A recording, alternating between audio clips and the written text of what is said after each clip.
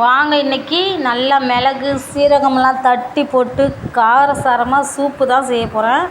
இது கொஞ்சம் காரமாக தான் வச்சேன். மிளகு சீரகம் சோம்பு அதில் கொத்தமல்லி தழை அதுக்கப்புறம் இஞ்சி பூண்டெல்லாம் போட்டு அரைச்சி அதை வச்சிடணும். அதில் இந்த கறியை அலசி அதில் கொஞ்சம் எலும்பு கறி எல்லாம் போட்டு அலசி அதில் வெங்காயம் தக்காளி மஞ்சத்தூள் உப்பு தேவையான அளவு போட்டு அந்த அரைச்சி வச்ச விழுதை ஊற்றி அதிலே அந்த விழுதுலேயே தேவையான அளவு தண்ணியை ஊற்றி அலசி ஊற்றி குக்கரை போட்டு மூடி வச்சிட வேண்டியதான்.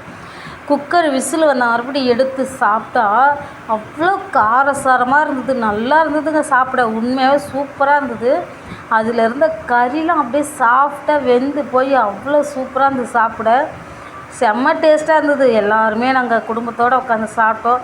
இந்தமாரி நீங்களும் உங்கள் வீட்டில் செஞ்சு கொடுங்க. ஏன்னா வெளில போகிற ஆம்பளைங்களுக்கு இந்தமாரி கொஞ்சம் காரசாரமாக சூப்பு வச்சு கொடுத்தா அவங்களுக்கு உடம்பு வலிலாம் ஆறும்.